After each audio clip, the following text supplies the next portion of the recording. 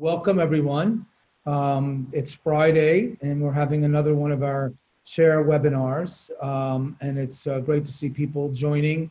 We know sometimes Fridays at 5 p.m. if you're on the Eastern Coast can be a little tricky, but thank you for joining us here. You know, as some of you know, we've had a number of these webinars over the last few months. They grew out of the Academic Chair Initiative, and they were very much focused on some of the COVID-19 related activities. We've had a number of them.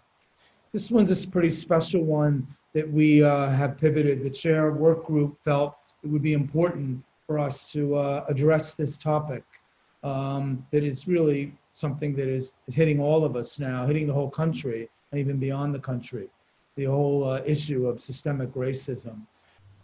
So as I mentioned, we have a number of webinars, and this is part of this series as part of the academic initiative that we've been doing, and most of them have been focused on COVID-19. On the webinar 1 dealt with best practices for inpatient related activities, including neurocritical care, stroke, neurohospitalists, including best practices in telemedicine. That was early, April 3rd. On April 17th, we heard directly from some New York City departments of what they're doing in the midst of the surge. And since then, I've heard from some of them about how at the height, there were close to 1,200 patients in some of their hospitals each. And then we pivoted a little bit in May to reactivation when, quote, the surge was down. And as you know, in certain places, including my own place right now in Miami, we're having a worse surge now than we had actually in April, May. So in May 8th, we had one on clinical operations in terms of reactivation, and then a 4th webinar on education and training that was hosted by Andy Josephson. So these are available at AAN.com and the AAN YouTube channel. And again, the goal of these are just to provide some thoughts, best practices that chairs can hopefully utilize to help with their own departments as part of the academic neurology webinar offerings. Next slide. So today, though, as I mentioned, you know, we felt very strongly that it was important for us to address this. And as you know, the AAN is taking this very serious about the issue of systemic racism. When the George Floyd issue happened in Minneapolis, where the AAN is located, we quickly pivoted into making a statement, a very strong statement about being an anti-racist organization, and announced a commission. You're going to hear specifically about that today as well. But what we thought as we put this together, you know, we thought some of us, you know, have not been faced with anti-racism personally. Some of us have seen it, but some of us sometimes can't put ourselves in the shoes of someone who may have been subject to, you know, really being the object of a bias or a hate crime or a racist activity. And so we reached out to hear, and we have some really real life stories to share with you today from 2 different individuals representing different departments of neurology these are real stories. They've happened, and they do happen, and they happen all around us, about racism that do happen in departments of neurology. And then we wanted to talk about, well, what are some ideas to help address that at the local level, what was done at Rochester, at BU, and what is being done at University of Pennsylvania. We wanted to also pick up on some of the initiatives that we started before all this began in terms of really trying to push diversity officers, equity, diversity, inclusion, the pipeline, many of the things that the AAN were working on and have continued to work on, but it's never enough. But this was a start, and now more that we're going to do, including the things that we'll discuss towards the end about our anti-racism position and our commission on racism, inequity, and social justice. I want to urge you again, there is the Q&A function to put in questions as they come along. I have one eye looking over at the QA chat, and some staff are looking at it as well. Let's get started. If I can introduce my panelists, the next slide. So I have a great group of panelists involved today that have helped put this together. Roy Hamilton, who's Associate Professor at the University of Pennsylvania, and he's co-chair of our AAN Diversity Officer Work Group. Bob Holloway, who's a department chair at the University of Rochester Medical Center. that will kick it off with a story that happened at the University of Rochester. Frances Jensen, who's department chair at the University of Pennsylvania, where Roy Hamilton is, and she'll talk about some of the things that she's instituted in her own department to help push these issues of equity, diversity, inclusion, and anti-racism. Jeff McLean, who is the deputy chair of the Department of Medicine at Brooke Army Medical Center, and he is chair of our AAN Equity, Diversity, Inclusion Joint Coordinating Council, and is the co-lead of this new task force that he will talk about. Nimish Mohile, who is associate professor at the University of Rochester Medical Center and co-chair for the AAN Diversity Officer Work Group. Happy to say, besides some diversity officers, besides chairs, diversity officers, and business administrators, we have many of them attending today's webinar. And then Sheila DeSalle, who's the administrative director at Boston Medical Center, who will also be with us and will share a pretty personal story that happened to her. So I think that was the end of the slides. To get us started, as I said, you know, some of us can't feel what it feels like, or haven't been, you know, the subject of something of a hate crime or racism. We hear about it. We hear about it from others. We recognize that it's systemic and it exists, but thought it would be important for us to try to share some specific stories. And so I want to lead off with a story that we learned that happened at the University of Rochester. And Bob Holloway, who's chair there, is going to lead us off with what exactly happened, Bob, that really made this, you know, quite clear to your department.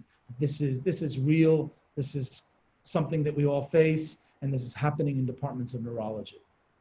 Thanks, thanks, Ralph. As Ralph said, obviously, hate crime didn't occur to me, but it happened on my watch, and I will briefly describe that, and then the reactions and reflections that I've had. So it was August 27th, 2018, nearly 2 years ago, that a racial hate crime occurred against one of our staff members in the department. It was despicable. It was life-threatening message with vulgar contents delivered anonymously through intramural mail. And to just state at the onset, the police were involved. The perpetrator was never found. And the victim of that crime now co-leads our department's diversity efforts with Nimish Mohile. A lot has happened in 2 years. And I'll make a few comments in reflection before I turn it over to Sheila, Nimish, and others. My first comment I'll make is just 2 words, 10,000 hours. At the time of the crime, I had been chair for 6 years, had participated in many leadership courses, and as a palliative care physician, felt I had a reasonable, crucial conversation skill set. I was not prepared for the needed conversations about race and racism. No leadership course or cultural sensitivity training prepared me for that. I needed to figure out how to move forward, both personally and for the department. I could not lead anything if I was unconsciously incompetent about race or racism, or even if I was consciously incompetent for that matter. I spent a good deal of my time life learning about neurology, as we all have, to hopefully eradicate neurologic disease. Why should it be any different if the goal is to eradicate racial injustice? On this topic, I was farther left on the ignorance to mastery learning curve than I would like to admit. And over the past 2 years, I spent a good deal of my time learning about this topic. But I remind you, it takes 20 hours a week for 10 years to reach 10,000 hours. I have a lot more to learn. The second comment I'll make is a period of deep listening. Deep listening was critical. In preparing our department's response to the hate crime, we decided to hold multiple small group meetings with all faculty, trainees, and staff across the department. We held about 15 meetings, and they took about 3 months to complete. I was in all of these meetings and led or co-led these meetings with the chiefs or managers of each of the divisions. I wanted to let everyone know that a racial hate crime occurred in the department, to allow individuals to ask questions and to express their emotions. The majority who participated share the impact that this gross injustice had on them. So Bob, can I interrupt you for 1 second? Yep. Tell me more specifically, what was the racial hate crime? You said it was life-threatening. Can you give me a little bit more feel exactly what happened? It was a message with a doll in a package that was sent through intramural mail. Through And it was delivered intramural mail on campus, at about 2 o'clock in the afternoon when someone received it right down the hall from the central administrative suite. And when this person received it, what was their reaction? She called my administrative assistant, and then she called me. And then I was in a fog of war for the next 10 to 15 minutes, not knowing how to respond. I was going to say, what was your first instinct of what to do? Obviously, you said police got involved. Yeah, the 911 had already been called, and the police were arriving at the scene. And I went down and spent time with them during this event. And I remember distinctively being there for about a half hour, coming back into my room, closing the door behind me, and literally standing in the middle of the office, just knowing what do I do next, and how do I begin to process the information that was occurring.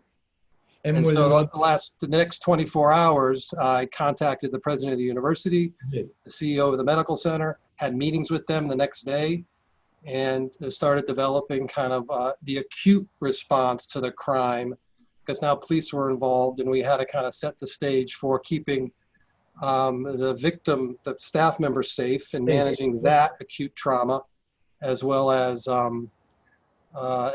then managing the police investigation, first dealing with safety of the victim, and then safety of the members of the department. And then the next week was the week of kind of coming to process what and how to begin to respond. And that's when we came up with the idea of having these facilitated small group discussions with each of the divisions. And that was... I know it's hard to say, but given that this was intramural mail, do you believe this came from someone in your department? We don't know. We think it may have, but we honestly don't know. There are security cameras throughout the campus, and so the investigation included combing through all of the security cameras. And we had a meeting with the chief of the police on campus, as well as his deputy, who came and talked with us so we could address all questions with them. And I had all the division chiefs and many of the division administrators attend that first meeting in the first week, because the first issue was just safety, right, and safety for, like I said, victim, and safety for members of the department in and around the area that it occurred. Right. There were some remarks that predated this, that occurred about 6 months before, of racial insensitivity in the department. This person? There was something going on with this person that I was dealing with the university intercessor at the time. We were managing it and moving forward with the intercessor and having meetings. We don't know exactly, like I said, the ultimate crime itself and the victim of the crime. But obviously something was occurring, but in the lead up to it, you hadn't gone into the deep dive, as you started saying, post-crime. No. Something was brewing, but it wasn't enough to change what you were doing in the department at the time. But, well, we had initiated efforts, but this definitely changed. This one was the big the event. Dynamic, like that. So I'm going to pivot now a little bit and hear from Sheila, but we'll come back to you, Bob, because I think one of the parts of this is going to be, what do you do in a department as when this happens, or this happens around you? What do you do to prepare your faculty, your staff, your trainees? What do we do even preemptively to deal with this? But Sheila, excuse me, Sheila is the administrator at the Boston University. Excuse me. It's not COVID. So Sheila, tell us a little bit about what happened to you. I mean, I know it's a very personal story, and happy to have you share it with us today.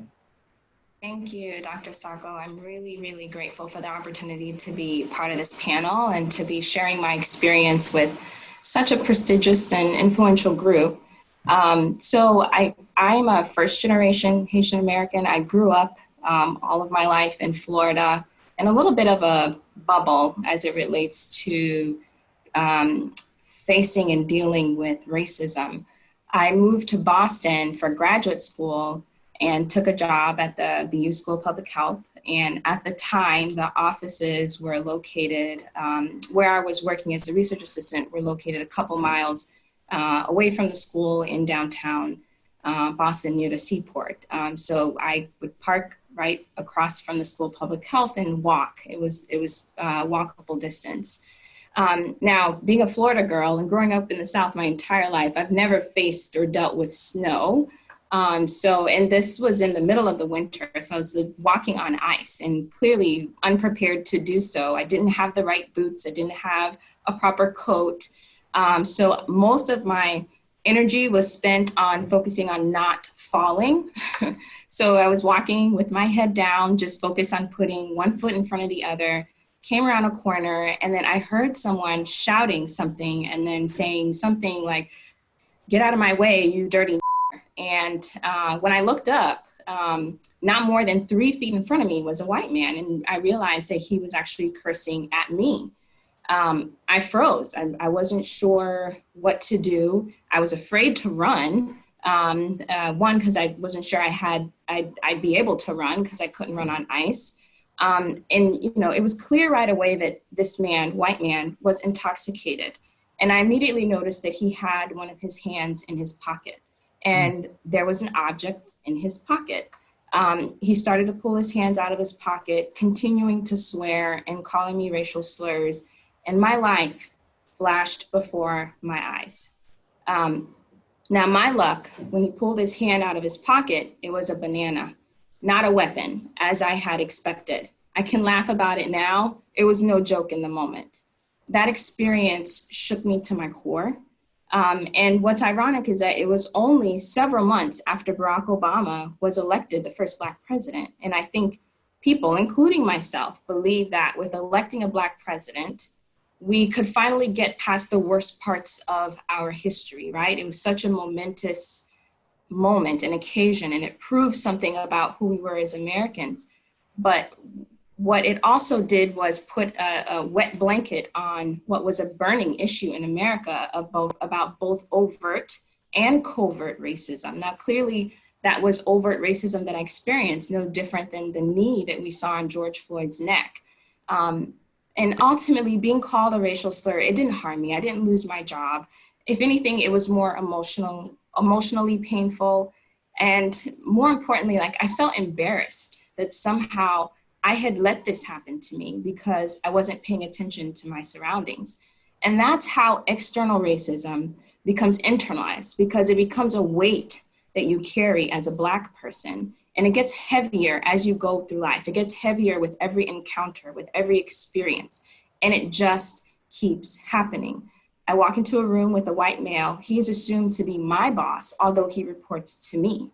If I present a solution to a problem, there's an unusual amount of amazement at my problem-solving skills. Although I have years of experience and 2 master's degrees, I should be able to solve problems on this level. And racism affects every area of my life, where I live, where I eat, quality of my education, whether I get a good grade in class.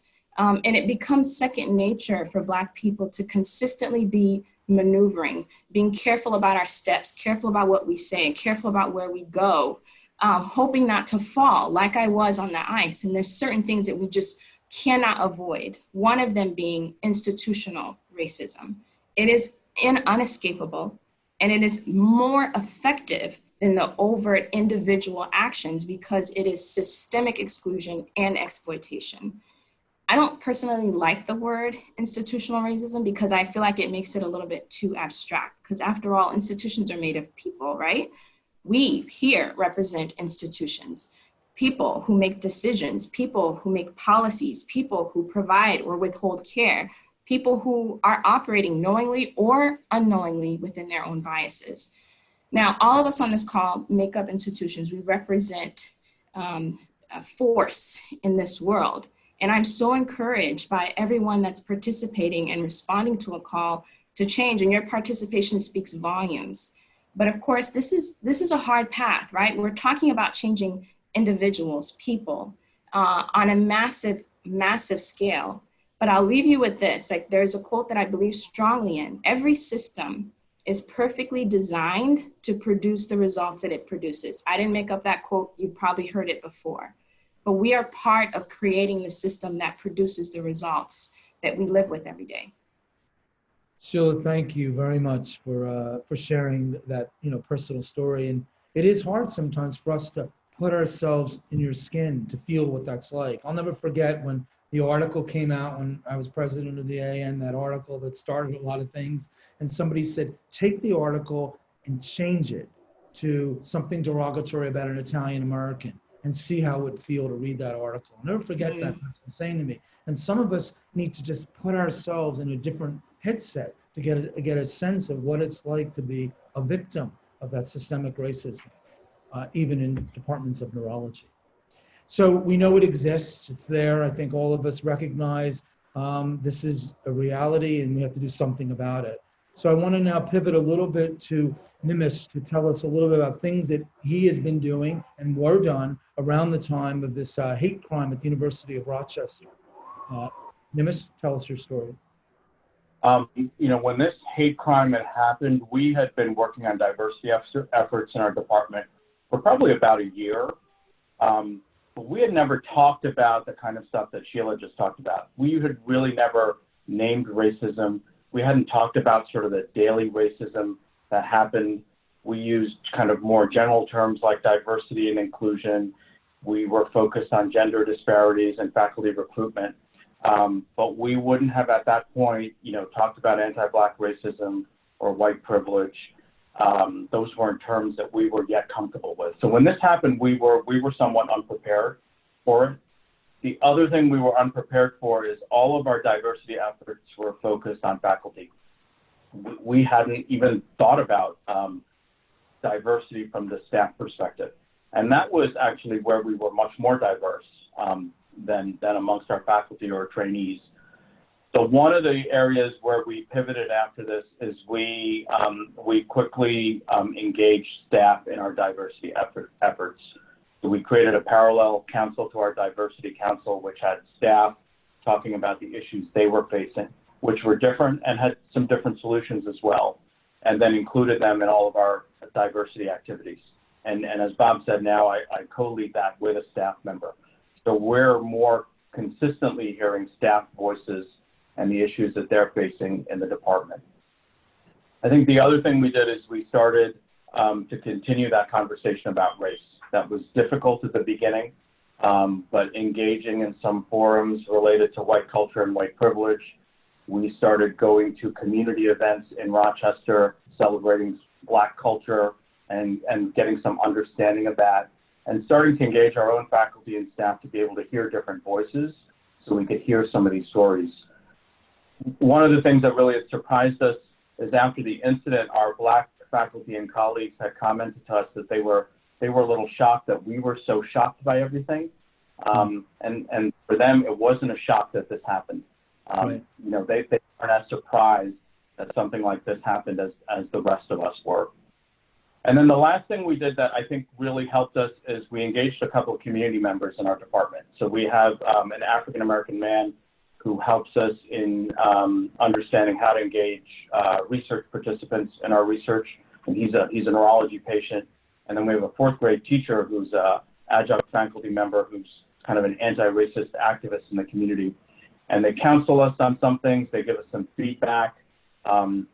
It's helped us hear some different voices. So, you know, after we revealed a lot of those disparities related to COVID, we had a grand rounds, and in that I interviewed one of them, and to hear a neurology patient talk about the racism that they're facing, the barriers to healthcare that they're facing in our institution was really revealing for our faculty, and that was very powerful. You can read all the articles you want, but to hear that from someone we knew made this issue of racism affecting our patients very real. And I think overall, it's taken us to a place where we really see addressing race and racism for our faculty, our staff, and our patients as something that's really in our lane. Like, this is our responsibility as a neurology department to address this And as a department, I think now we're willing to put in the time, the money, the energy into this. And I'm not sure that I would have said that a couple of years ago. So going back to Bob as chair of this department, I first asked you when you were doing the 1,000 hours and getting out there, did you have any pushback from any faculty or staff?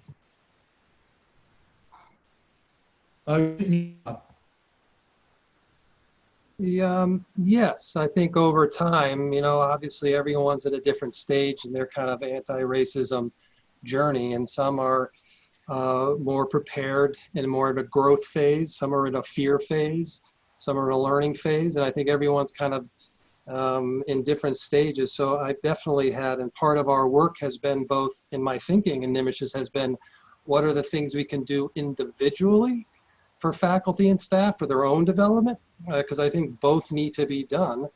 And then what are the things we can do from a systemic standpoint in terms of kind of scrubbing, dismantling all of our policies, practices, and procedures, where we can kind of, all of our departments probably have very unique ways in which racism actually has some similar but very unique ways based on our culture, our past, about how it is there, and that we're all beginning to see it in places where we haven't seen it before.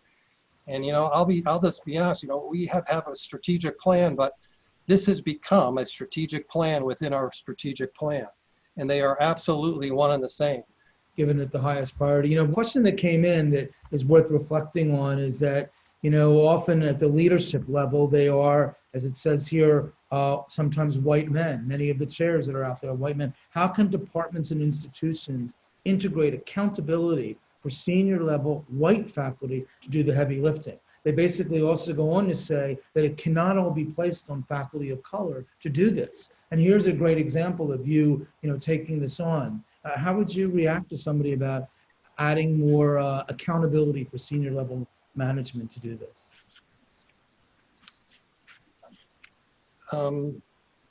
You have it in your strategic plan. Are there ways in your organization that this has been raised up to the highest levels? Yeah, we have, not just within the department, obviously our CEO and all the institutional leaders now are committing in ways that they never have before. This has been a motivation factor for a lot of us. And I think, through honestly Nimish's leadership and all others, I think we were starting to think about this 1 to 2 years ago. And so we're just beginning and starting to think about ways we can do pipeline development, culture change, kind of programming for teaching and learning in different ways. And we're trying to tackle this in all of our different, it really is looking over your departments in a depth that you do when you do a strategic planning exercise. And we're going and refreshing it and re-narrating it all again. Right. It's interesting, I know here we are sharing 2 unique stories. Somebody just wrote in and said there are so many stories out there, and they urge us to look at hashtag Black in the Ivory on Twitter, Black academics, physicians, etc., telling their stories publicly. So it is out there, and I know some of us may not have seen it personally, but it's there and it's ubiquitous. Sheila, I just want to go back to you. I know you told your story in your own department at BU. Have things been done, either around that time or more recently to address this in Boston University at Department of Neurology?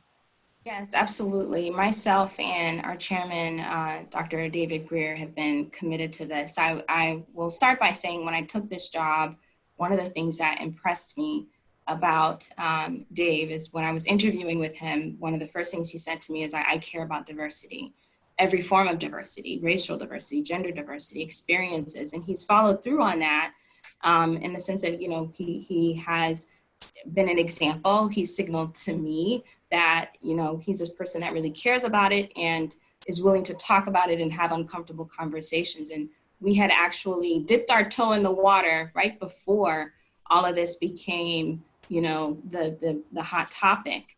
But we have doubled down and committed to really addressing this and getting to the root cause in our department. We're doing this a couple ways. One, we're holding a town hall meeting where we're going to have various people from various backgrounds at various seniority levels and roles in our department share their experience and instruct us on what we should be doing differently. And we're not wanting that to be a one-time conversation. We want there to be follow-up and action items. That includes a small focus groups, that includes a task force to look at very specific issues. We do not have not one Black faculty in our department, not because we haven't tried, but clearly somewhere along the line we failed, and we need to improve that. We serve a very diverse population of patients. We're a safety net hospital. 30 to 40% of our patients are non-English speaking. So we need to be transparent. We're holding ourselves accountable about the outcome of our patients by race.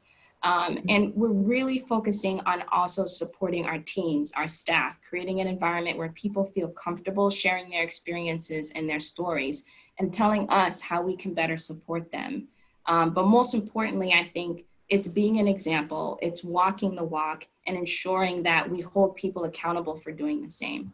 And I'd underline the staff. I think others mentioned it's important regarding staff. The pipeline, I think we'll hear a little bit more about in some of the things that we've been trying to do to actually try to diversify the workforce, particularly neurologists in neurology. Question did just come in. Quick answer if possible, but it's not an easy question. So first to Bob, how much money have you devoted at Rochester to making the change? Everybody tries to measure things in money, but is there any, can you come up with a financial number? Or is we're actually, as part of our anti-racist action plan, Nimish and I are putting together a budget, and we are meeting with our finance administrator to actually put together a budget based on kind of what our plans are.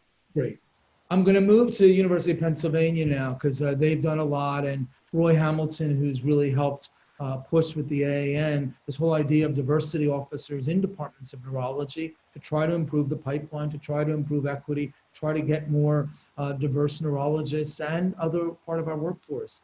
You know, I'll ask you, Roy, maybe to start with this question about the money, but maybe we'll hold that one for Francis. But tell us a little bit about what you've done, both at the AAN, but even in your own department to help address both EDI, but also anti-racism.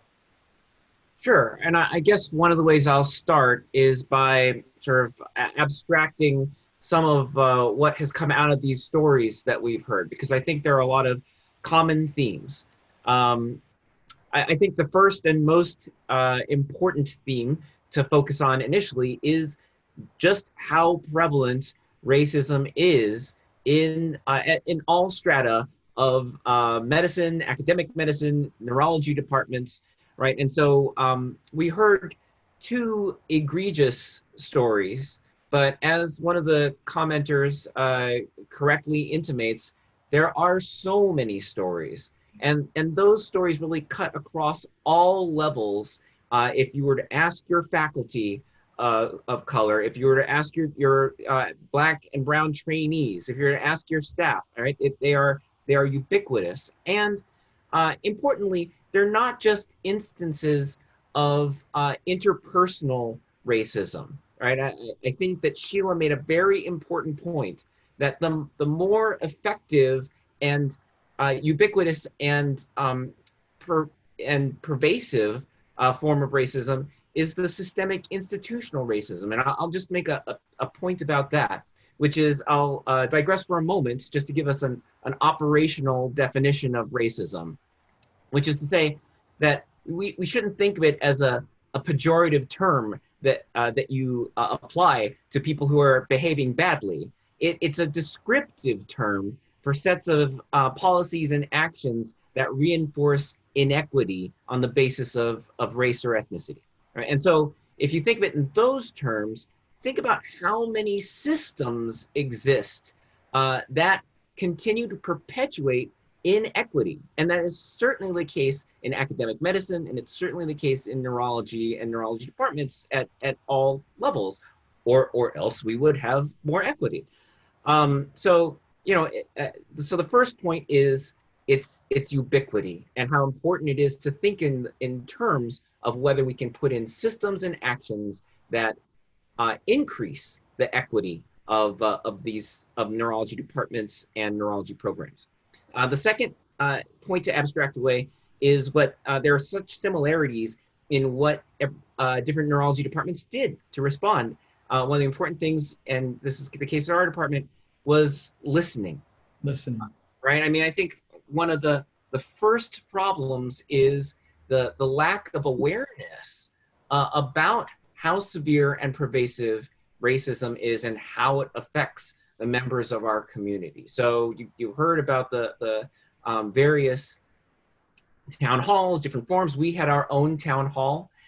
It was revelatory for individuals who have not lived with this experience. So we heard from faculty whose members, physicians who have to guard against, have to take special precautions for when they are stopped by the police on the basis of their race. We heard about staff members with family members who were killed by the police. We heard a myriad other episodes from people at all levels of ways in which they were misidentified when they were the physicians as other roles, when they were patients' doctors, right? I mean, the list just goes on, and it affects all persons of color, Black and brown faculty, Black and brown staff. Just ask them. So listening is I think the first important point. The second important point to abstract away is self-education. That was a second big theme. And importantly, that self-education can't, there has to be a focus on self. I think that's an important piece of it, right? All too often, minorities are tasked with also being the educators about what racism is, right? And that is, that contributes to the burden of being an underrepresented minority, or not. It's not the role to be the teachers, right? Especially because there are now an increasing number of materials that can be used to self-educate, and so at the University of Pennsylvania, we put forth a list of publications and sources for our faculty, staff, the whole department can access for self-education purposes, and made it one of the foci of our revised equity, diversity, anti-racism, and inclusion efforts, which I'll talk about in a second. And the third thing was accountability, having some way of assessing what the state of affairs is, and then being able to cycle back around and check and see if we've made impact, right? Those are sort of important themes that came up before that apply to what we've been doing and what we are doing at Penn. The way we've approached things first is we made a couple of realizations. These were already touched on by Nimish. One thing was that we also had not been focusing on our staff, which are much more diverse in their representation than our faculty, and also experience a sense of stratification. And there's a power dynamic there. So in fact, we were ignoring probably the most marginalized groups within our department. So that was a huge change that we instituted.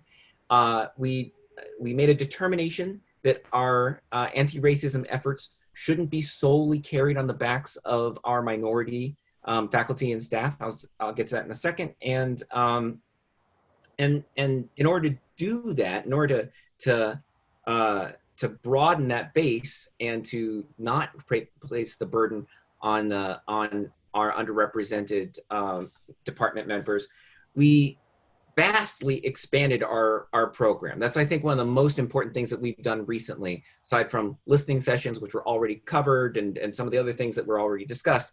So now our inclusion, diversity, anti-racism, and equity in neurology, which abbreviates to IDARE Neurology, is 54 members of the Department of Neurology, divided into teams that tackle equity and anti-racism in the education, both of the staff, the trainees, and the faculty, recruitment and retention across the entire career arc, not just getting people in the door, but also making sure that we can advance careers, right? Because diversity is not the same as inclusion, and is definitely not the same as anti-racism.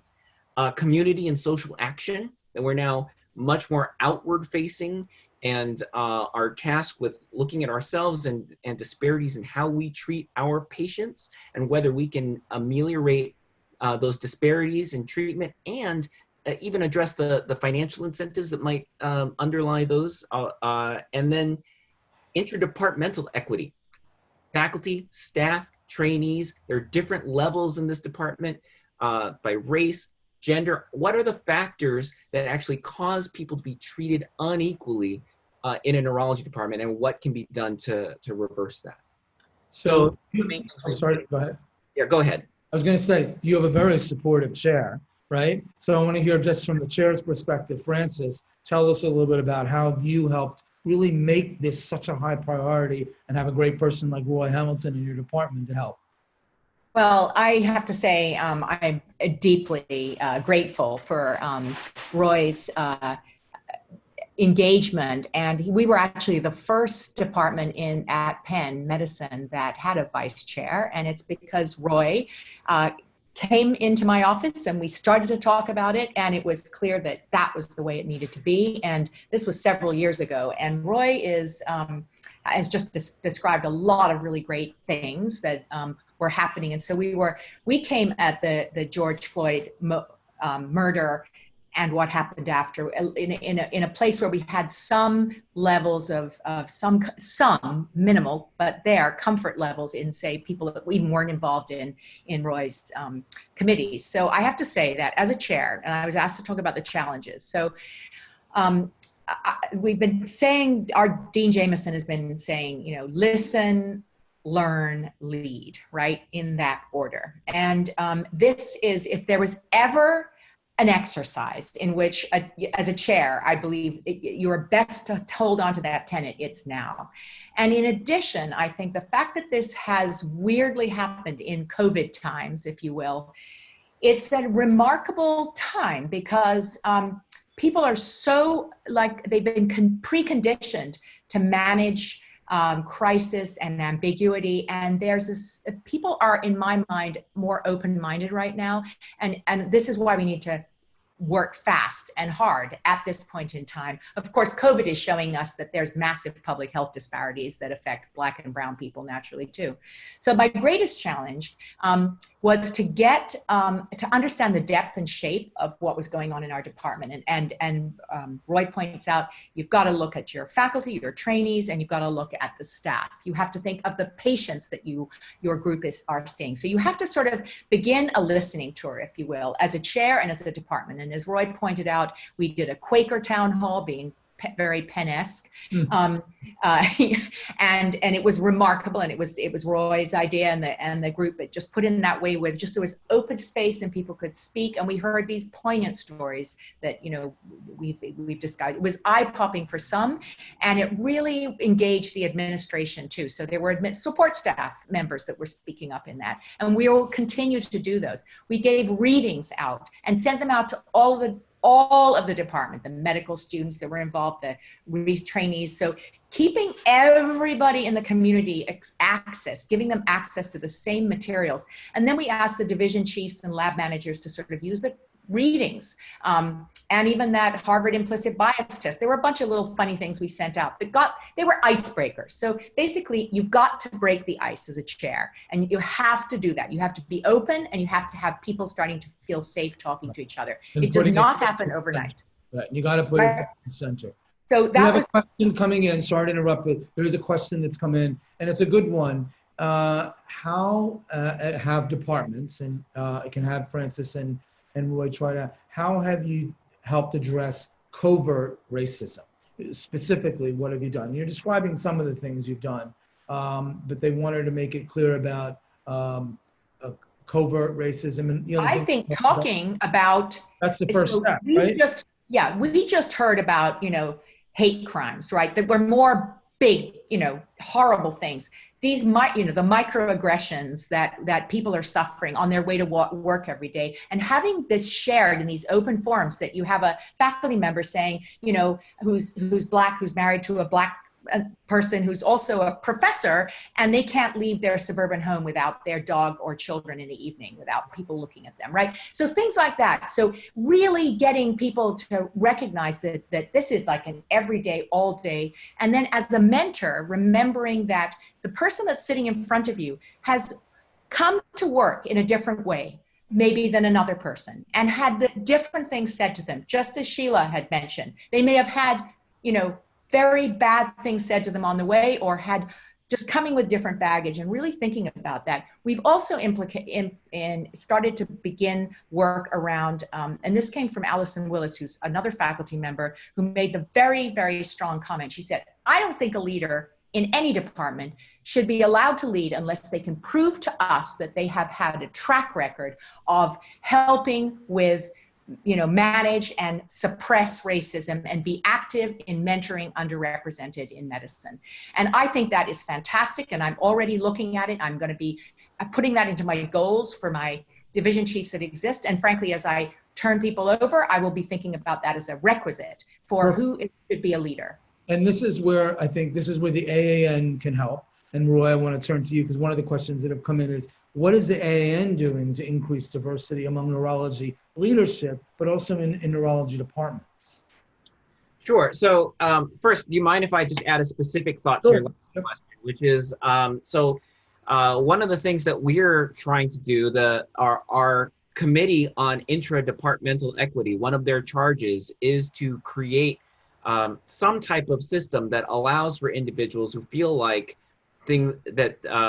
there have been racist acts perpetrated, covert racist acts perpetrated on them to report in a way that they might not have felt comfortable doing so before, and also to influence the culture of the department such that it is unacceptable and that individuals feel comfortable even crossing the bounds of hierarchy, that when someone says something that they can say, well, that is not in keeping with the values of this department. What you said is actually unacceptable and not really something that we can tolerate. So those are sort of two. Those are clear. I mean, your first point about awareness, the first step in any behavior change. This is, epidemiology, behavior change, stroke prevention is awareness of the problem, and that's what it sounds like all of you had helped do in your departments, making awareness of the problem, and then doing something about it. And obviously, even incentivizing, including it in the priorities, getting it totally incorporated into the culture of the institution, the department, and the organization. So the AAN is also doing a lot of things, as you know. We're trying to address this, do everything we can. I want to turn a little bit to Jeff McLean, who leads our Equity, Diversity, and Inclusion Joint Council. And, when this all hit, he was right there and helped the AAN and helped the board issue its statement. So Jeff, if you can tell us a little about what we're doing as an organization right now to address this.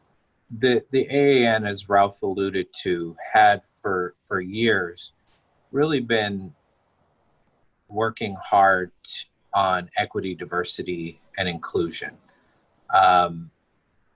But there had not really been a real discussion or any real work regarding racism or anti-racism. And I think George Floyd's killing, as well as others that were prominent, really brought this to the forefront of all of our minds.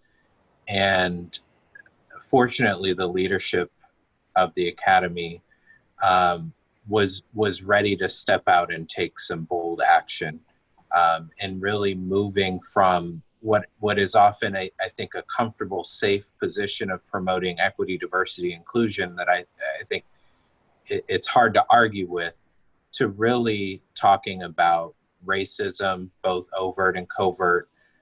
A lot of these themes that you've heard already from the other panelists, talking about it, whether it's overt or covert, talking about individual racism, but more importantly, the systemic institutionalized racism that really infects our society and in particular our healthcare system, as well as academics. So this, we felt, was really important to come out with a very clear and bold statement condemning racism and calling out the impacts of racism. And equally important, we felt it was absolutely necessary for the Academy to back that up with action, and that words would not be enough. And so we, as a result, in releasing the statement, the Academy leadership and the board of directors approved the creation of a special commission on racism, inequity, and social justice. And that commission's charge is really to look at the organization as a whole, look at racism that exists in a systemic way, and look strategically at how the AAN can act to actually reverse some of those issues. So, as I said, we're looking across the entire organization, and really we see this in two parts. One, looking at the organization itself to become more equitable and inclusive and to truly become an anti-racist organization. And then the second part is to look at our field, the field of neurology, and look at ways to address inequities in healthcare, disparities in care that are results of racism. And what I also wanted to just talk a little bit about is, and this is a theme that I think you heard throughout the other panelists' discussion, is really what the difference is between equity, diversity, and inclusion and anti-racism. And I think what it really boils down to is that equity, diversity, inclusion is something that everyone can get behind, and it's fairly easy and fairly comfortable for us. Whereas talking about racism and its history and its present impact on our society, on our institutions, on our particular organizations, on our particular departments, on our interactions with others is difficult, and it's painful, and it's challenging, and it's uncomfortable. And the problem is that these systems that Roy talked so eloquently about, that promote inequities, that are in place and have been in place for decades, if not centuries, those systems do not require individuals to be racist in order to persist. They do not require people to be individually racist in order to continue and in order to continue to thrive. Those systems only require inaction and silence and ignorance of the impacts of the racism and of the privilege that some gain as a result of those systems. And so that awareness that Ralph talked about is the essential first step, really is the essential first step. You have to be able to talk about it. You have to be able to see it. You have to be able to call it out before you can even think about what can be done about it. And then you have to really think about what are ways to reverse those trends and those systems, because doing nothing just allows them to continue to persist. And we really felt that as an organization that promotes the highest quality patient-centered neurologic care and member career satisfaction, we can't do either of those things unless we are actively anti-racist in our approach, because this systemic racism that exists will continue to exist unless action is taken specifically to resolve it. Can you drop the slide there for a minute, Meg? I think you're so right, Jeff, and I think the point is to really be actively anti-racist, and that's, I think, where we're going with some of the actions we heard from Francis, from Bob, from Nimesh, from Sheila, from Roy, and others, but even actions that we can take on a broader level to be actively anti-racist. I think that's what's so critical. And I know you can't say much because it's not done in task force, but do you think that's one of the charges that you're going to try to come out with these recommendations? Oh, absolutely. That is our charge, and we've taken it very seriously. And I think, I'm very fortunate to have both Roy Hamilton and Nimish as members of our special commission, and we have met quite intensely in a short period of time to really take a look across the organization. And I'll say we designed the commission, the membership of the commission, very intentionally to be able to be successful in that we have, in addition to several members that we know are passionate about this and knowledgeable about this, like Roy and Nimish, we also have people that are in positions of authority in the academy. So multiple board members, all the major all the major AAN committees or their chairs or vice chairs are represented on the commission. So we can really get into the meat and muscle of the organization and look for everything the academy does. How do we intentionally address these questions? How do we intentionally not just passively say we want to do this, but how do we actually reverse some of these and change some of these systems?